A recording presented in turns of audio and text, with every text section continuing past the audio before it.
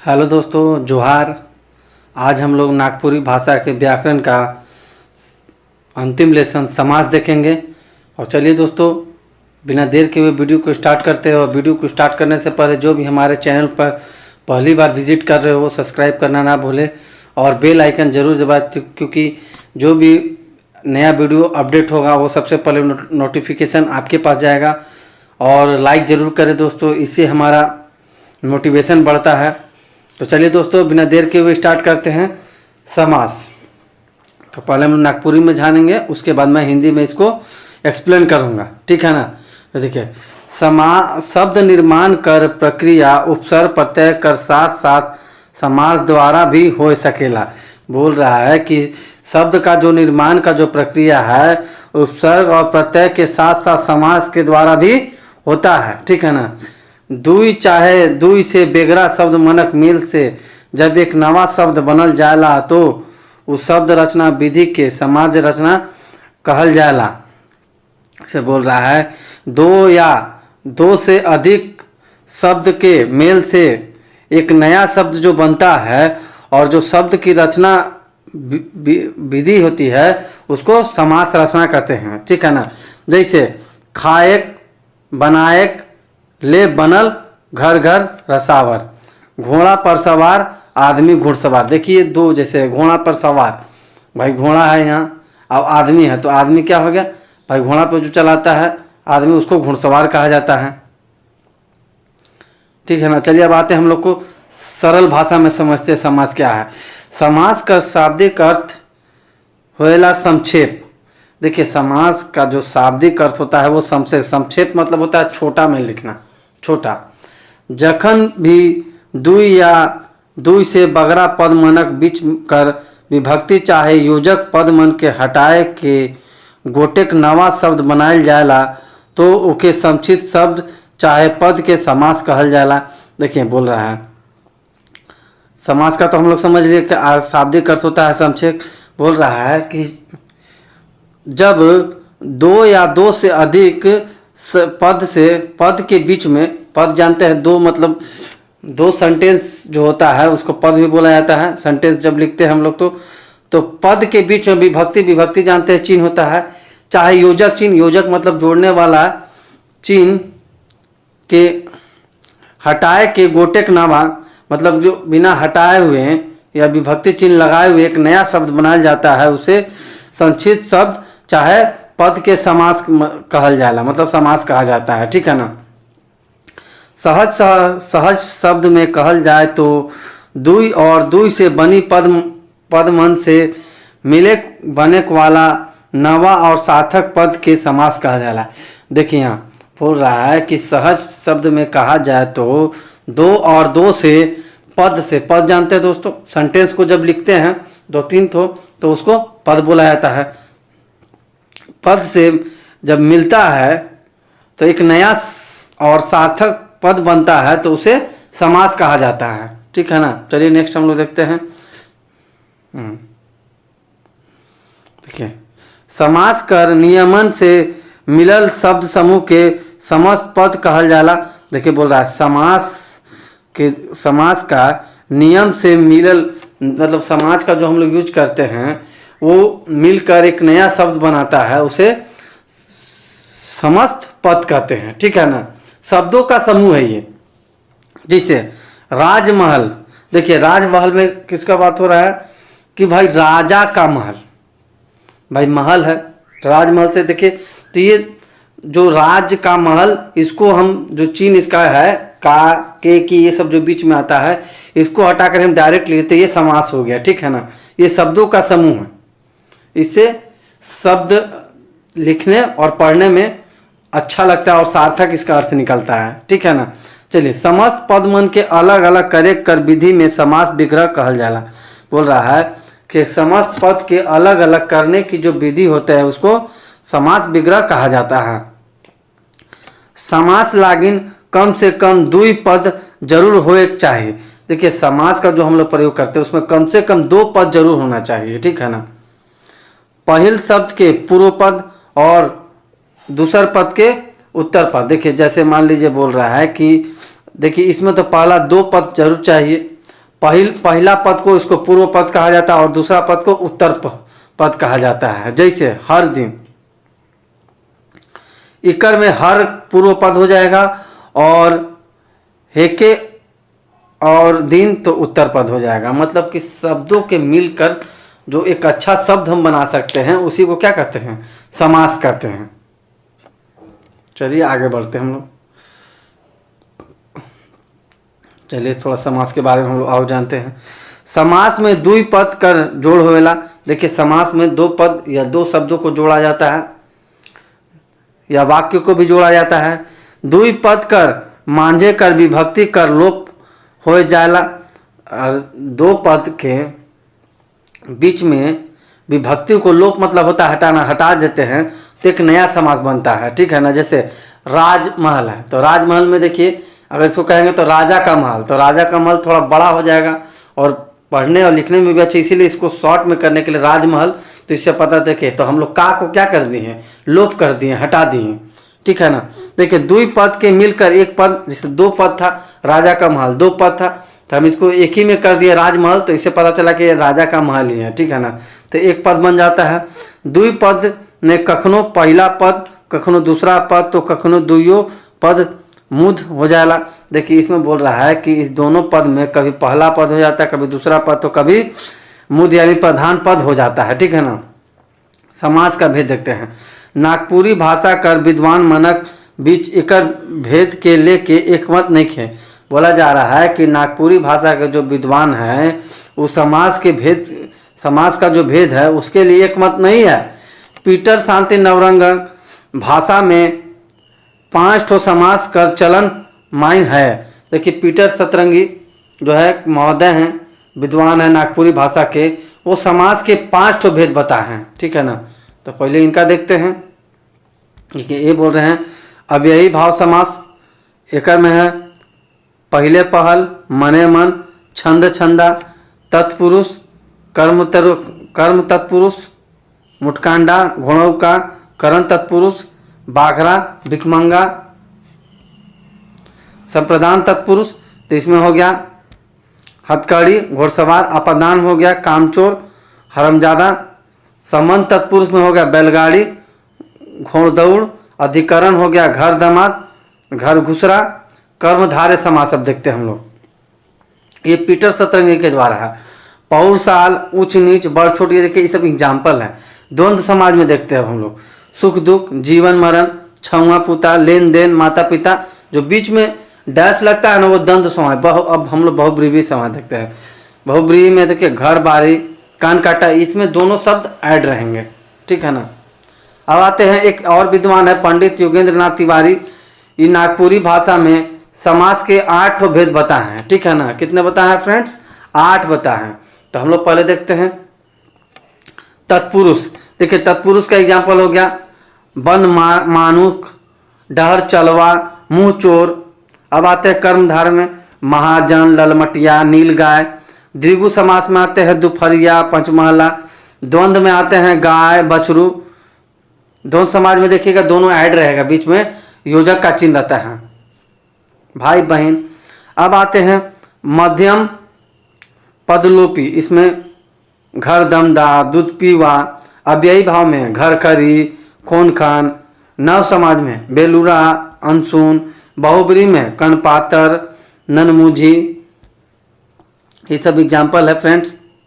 अब देखिए आते हैं हम लोग नागपुरी, यानी नागपुरी को सदानी भाषा ही बोलते हैं। नागपुरी व्याकरण में किताब कर संपादक मन 60 ठो समास के जानकारी देवेला। देखिए जो पहले तो नागपुरी भाषा के जो विद्वान हैं वो लोग समास के डिफरेंट मतलब विभिन्न प्रकार का भेद बता रहे हैं, अलग अलग बता रहे हैं, लेकिन सभी को एक जगह, सभी विद्वानों का एक जगह बात रखकर एक नागपुरी भाषा का जो व्याकरण है उसका एक संपादक वो दोनों को, तीनों को मिलाकर इसका 60 ठो समास का जानकारी देता है। कितना, 7 का। तो हम लोग देखते हैं 7 का। पहले देखते हैं तत्पुरुष। तत्पुरुष में हो गया बनमानुस, लतखोर। कर्मधार में हो गया ललमटिया, घोड़मुहा। द्विगु समाज में हो गया कि नवरत्न, 4 गोड़वा। द्वंद्व समाज में हो गया माय बाप, दूध भात। अव्ययी भाव समाज में हो गया कौन खन, उलाउल। नव समाज में अनहोनी, अनसंहार। बहुब्रीही में कमल नयन, नीलकंठ। देखिए ऊपर देवल समास कर भेद कर जानकारी पावल बात कहल जाएला कि सामान्य रूप से नागपुरी में 6 ठो समास का चलन है। देखिए ऊपर से देखने से और भी जितना भी है विद्वान लोग दिए हैं उससे पता चलता है कि समास के कितने भेद है, 6 ठो है। कौन कौन? अव्ययी भाव समास है, तत्पुरुष समास है, कर्मधारय है, द्विगु है, द्वंद्व समाज है और बहुव्रीहि है। ठीक है ना। अब हम लोग पहले देखिए मुख्य इसका 6 ही है, लेकिन विभिन्न डिफरेंट जो विद्वान है वो लोग अलग अलग दिए हैं। ठीक है ना। तो अव्ययी भाव पहले हम लोग देखते हैं। जे समास में पहला पद प्रधान होएला और समस्त पद अव्यय हो जाला उके अव्ययी भाव समास कहल जाला। जैसे आज जन्म, ये देखिए एक समास है आज जन्म, तो पहला क्या इसका हो जाएगा भाई जन्म, प्रधान शब्द हो गया, और भाई ये अंतिम पद हो गया उत्तर पद। जैसे भर पेट, तो ये अव्ययी भाव है। पेट भर मतलब भर पेट खाना हम खाए हैं, इसको ऐसे बोलते हैं पेट भर खाए हैं। ठीक है। तो देखिए जो अलग अलग करके ना उसको हल करके हम शॉर्ट में लिखते हैं उसी को क्या कहते हैं, समास कहते हैं। ठीक है ना। चलिए हम लोग देखते हैं नेक्स्ट। अब हम लोग तत्पुरुष देखते हैं।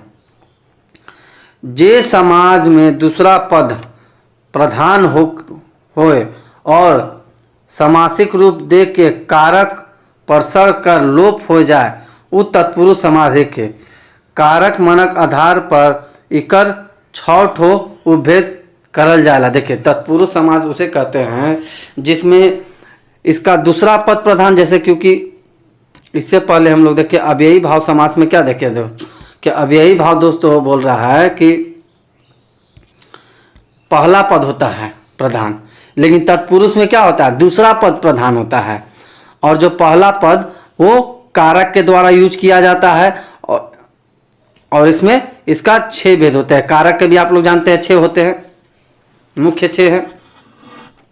अब देखिए थोड़ा सा कर्म तत्पुरुष, देखिए इकर में कर्म कारक पर परसर का लोभ हो जाएगा। जैसे चित चोर, तो देखिए यहाँ जो है ये कर्म पुरुष है, चित के चोराए वाला है। इतना देखिए लंबा चल गया सेंटेंस, वाक्य चल गया। तो इसी को हम लोग के जानते हैं, कर्म का के लगता है, इसका विभक्ति है तो इसका लोप कर देंगे, हटा देंगे तो चित चोर हो जाएगा शॉर्ट में। ठीक है ना। ऐसे ही मन के हर एक वाला, तो इसको मनोहर बोलते हैं शॉर्ट में। ठीक है ना। देखिए हम लोग के को क्या कर दिए हैं, यहाँ पे हटा दिए हैं। क्या कर रहे हैं, हटा दे रहे हैं। अब हम लोग करण तत्पुरुष आते हैं। इकर में करण कारक का विभक्ति कर लोप कर दिया जाता है। इसमें करण कारक का जो चिन्ह है उसको हटा दिया जाता है। जैसे धन रहित, तो धन से रहित। देखिए कर्ता ने कर्म से, कर्ता ने कर्म को कर्म, करण से, देखिए इसमें करण का साइन होता है से। तो भयाकुल, भयाकुल देखिए समास है, लेकिन इसको अगर हम लोग इसका एक्सप्लेन करेंगे तो भय से आकुल, तो यहाँ देखिए भय से आकुल थोड़ा बड़ा हो जाएगा, तो अगर हम इसको भय से हटा देंगे तो भयाकुल हो जाएगा। तो ये आपका कौन हो जाएगा, करण तत्पुरुष हो जाएगा। वैसे ही अब हम लोग संप्रदान देखते हैं।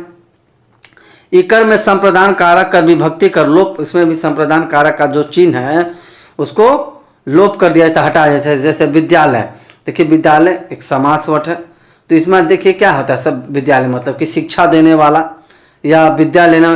तो यहाँ देखिए विद्या देवेक लागिन है, क्योंकि विद्या मिलता है वहाँ हम, इसीलिए हम लोग विद्यालय बोलते हैं। तो इसीलिए इसका संप्रदान का जो है वो चिन्ह हटा दिए हम लोग, तो संप्रदान तत्पुरुष बन जाएगा। ठीक है ना। अब हम लोग आते हैं आपादान। इकर में आपादान कारक कर विभक्ति कर लोप हो जाएगा। जैसे देखिए आपादान में क्या होता है, अलग होना। जैसे धन से हीन, नहीं बोलते धन से हीन है, और इसको हम लोग शॉर्ट में क्या बोलते हैं, धनहीन। तो धनहीन देखिए समास है, और अगर इसको हम धन से हीन, एक देखिए वाक्य है, अगर इसको से हटा देंगे तो ये आपादान तत्पुरुष हो जाएगा। ठीक है ना। ऐसे ही देखिए गच गिरल, गच मतलब पौधा होता है, ऐसे गच से गिरल। ठीक है ना। और जो भी इस चीज़ को कारक कभी समझ में नहीं आ रहा, मेरा पिछला वाला वीडियो कारक वाला लेसन और उसका प्रयोग आप देख सकते हैं। उसको देखने के बाद आपको समास को समझने में और आसानी होगा। तो चलिए दोस्तों फिर नेक्स्ट हम लोग स्टार्ट करते हैं संबंध तत्पुरुष। ठीक है ना। इकर में संबंध कारक का विभक्ति लोप हो जाएगा। देखिए जीवन साथी संबंध बता रहा है भाई। तो देखिए जीवन कर संगी, भाई जीवन का जो साथ निभाता है उसी को ना जीवन संगनी या जीवन संगी बोला जाता है। तो इसको हम लोग अगर इसका हम कर हटा देंगे तो क्या बन जाएगा, ये जीवन साथी, एक नया वर्ड समास बन जाएगा। वैसे ही भारत रत्न, भारत रत्न देखिए समास है, लेकिन इसको अगर हम एक्सप्लेन कर सकते हैं तो बोल सकते हैं कि भारत का रत्न, ठीक है ना। तो ये देखिए इसका भी जो संबंध का जो है इसको भी लिप कर देंगे तो ये क्या बन जाएगा, संबंध तत्पुरुष समास बन जाएगा। ऐसे ही बहुत सारे एग्जाम्पल है। तो आप एग्जाम के व्यू से इम्पोर्टेंट है दोस्तों, क्योंकि एग्जाम में ग्रामर से कम 40 क्वेश्चन पूछेगा, तो आप इसको नोट्स भी कर सकते हैं अपने कॉपी में। अब हम लोग चलिए नेक्स्ट आगे बढ़ते हैं। हम लोग आते हैं अब अधिकरण तत्पुरुष पे। देखिए जेकर में अधिकरण कारक कर विभक्ति कर लोप हो जाएगा। जैसे दान देवक में वीर, देखिए अधिकरण है, दान देव में है यहाँ, तो अगर हम में हटा देंगे तो इसको क्या बोलेंगे, दानवीर। दानवीर किसको बोलते हैं, जो दान देता है, खुलकर एकदम दिल खोल कर देता है। वैसे ही श्रेष्ठ कुल एक समास है, अगर इसको हम एक्सप्लेन करेंगे तो श्रेष्ठ में कुल, तो यहाँ देखिए में, यहाँ भी इसका क्या अधिकरण का साइन है, अधिकरण कारक का। तो अगर हम इसको हटा देंगे तो कुल श्रेष्ठ हो जाएगा, तो ये क्या बन जाएगा, अधिकरण तत्पुरुष बन जाएगा। अब हम लोग आते हैं कर्मधारय समास, तीसरा नंबर। देखिए जे समास में पहिल पद विशेषण और दूसर पद विशेषण कर विशेष होला, चाहे पहिल पद और उत्तर पद में उपमान और उपमेय का संबंध होएला, उके कर्मधारय समास कहा जाता है। देखिए कर्मधार समास उसे कहते हैं जिसमें पहला पद, पहला शब्द विशेषण होगा और दूसरा पद उसका विशेषता बताएगा, या पहला पद उपमान बताएगा या दूसरा पद उपमेय बताएगा, ठीक है ना। उसे कर्मधारय समास कहते हैं। जैसे अब देखिए एक वर्ड है महाजन, तो ये देखिए समास वर्ड है, तो इसको अगर हम करेंगे तो महान आए है, देखिए महान पहला तो बता रहा है विशेषण, और आहे जे सब जन में, तो बोल रहा है कि महान जो है जो सभी जन मतलब सभी आदमियों में, तो उसी को हम लोग क्या बोल सकते हैं, अगर इसका हम डायरेक्ट लिखना होगा तो इसको महाजन लिख सकते हैं, मतलब सभी जन में क्या है, वो महाजन है, वो महान है।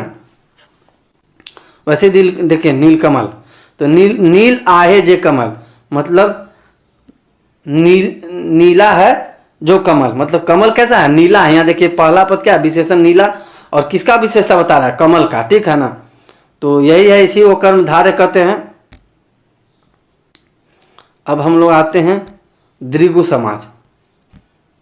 देखिए जे समाज में पहला पद संख्या कर बोध करवाना ओके द्विगु समाज कहते हैं। जैसे नौ गृह, तो नौ मतलब जानते हैं, 9 नंबर होता है ऐसे।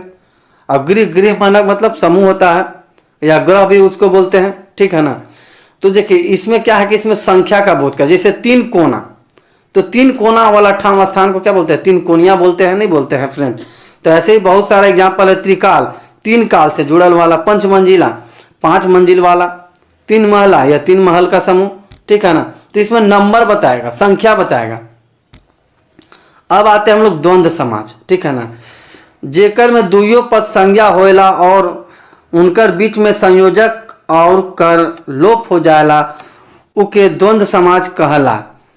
जैसे हार फार, हार और फार, देखिए इसमें बोल रहा है कि द्वंद्व समाज उसे कहते हैं जिसमें दोनों पद, दोनों शब्द संज्ञा होगा और उनके बीच संयोजक होगा, यानी जुड़ाव होगा, ठीक है ना। और जो जुड़ा होगा तो उसको हम लोग जो और वाला जैसे लिखते हैं कि मैं और तुम, तो और इसको क्या किया जाता है, लोप किया जाता है या हटा दिया जाता है। लोप मतलब क्या होता है, हटाना, हटाना होता है फ्रेंड्स। तो उसे द्वंद्व समाज, जैसे देखिए एक लेते हैं एग्जांपल हम लोग, हार और फार, हर और फार। तो देखिए हर और फार को हम शॉर्ट में भी इसका योजक चिन्ह लिख सकते हैं, हर डैश फार, इसमें योजक चिन्ह दे देते हैं। योजक चिन्ह ऐसे होता है, डैश को योजक चिन्ह बोला जाता है। जैसे दाल और भात, तो दाल और भात नहीं लिखते हैं हम लोग, क्या लिखते हैं, दाल डैश भात लिखते हैं। तो ऐसे ही बहुत सारे एग्जाम्पल है, जैसे यहाँ देखिए दही और बुनिया। दही और बुनिया हम लोग नहीं बोलते हैं, बोलते हैं दही बुनिया बोलते हैं, लेकिन लिखाता कैसे है, दही डैश बुनिया। तो इसे द्वंद्व समाज कहते हैं। इसमें दोनों संज्ञा पद होगा, नाउन होगा और बीच में डैश होगा, ठीक है ना। अब हम लोग आते हैं बहुब्रीहि समाज। देखिए जे समाज में कोनो पद प्रधान नहीं हुएला, मतलब जो दोनों इसमें जो दोनों शब्द प्रधान नहीं होगा, दोनों पद मिलके कोनो और बटे संकेत करे ना, उके बहुब्रीहि समास कहला है। इसमें बोल रहा है कि इसमें दोनों शब्द क्या होगा, प्रधान नहीं रहेगा और दोनों मिलकर कुछ संकेत देगा, ठीक है ना। जैसे दूसर शब्द में कहल जाए तो जेकर में प्रस्तुत पद मुद्ध नहीं हुएला, मतलब कोई भी अगर शब्द दो शब्द लेते हैं या एक वाक्य लेते हैं, उसमें दोनों पद प्रधान नहीं होगा, उकर से बनल दूसर भिन्न पद प्रधान हुए ना, उसे बहुब्रीहि समाज बोल रहा है कि दोनों पद प्रधान नहीं रहेगा, लेकिन उससे बनने वाला एक नया शब्द क्या हो जाएगा, प्रधान होगा, उसे बहुब्रीहि समाज कहते हैं। जैसे एक एग्जाम्पल हम लोग लेते हैं, पतला कान वाला। तो माने कि मूर्ख, देखिए पतला कान वाला तो ऐसा कोई होता नहीं है, कोई एग्जाम्पल नहीं है, लेकिन इसको हम लोग क्या बोलते हैं, कनपातर। इससे पता चलता है कि उसका पतला कान है, यानी मूर्ख भी है। जैसे नान मुंह वाला, माने कि सुई, ठीक है ना। तो इसको हम लोग कैसे लिख सकते हैं, नान मुंह वाला नहीं लिखकर नान मुंह ही लिख सकते हैं। अब देखिए एक और लेते हैं नीलकंठ। नीलकंठ को हम लोग कैसे एक्सप्लेन कर सकते हैं, जेकर कंठ नीला है माने के शिव। देखिए इसमें तो दोनों पद क्या है, प्रधान है ही नहीं। जेकर पद, जेकर कंठ, कंठ नीला है, लेकिन इसका देखिए एक नया अर्थ होता है कि जेकर कंठ नीला है। तो आप लोग सब कुछ जानते हैं कि किसका कंठ नीला होता है, यानी शिव। तो देखिए ये जो शब्द है, ये शब्द से एक नया शब्द बन रहा है, लेकिन एक उसका एक अलग अर्थ है, लेकिन जो इसका बेसिक वर्ड है उससे कोई अर्थ निकल नहीं रहा है। लेकिन इसके मिलने से जैसे हम लोग बोलेंगे नीलकंठ, वैसे ही भोलेनाथ शिव का याद आ जाएगा। जैसे लंबोदर, देखिए अगर इसको एक्सप्लेन कर, जेकर उदर लंबा, उदर मतलब पेट होता है, तो भाई देखिए एक वर्ड है कि जेकर उदर लंबा है, तो भाई ये जेकर उदर लंबा, उसको क्या बोलते हैं हम लोग, लंबोदर।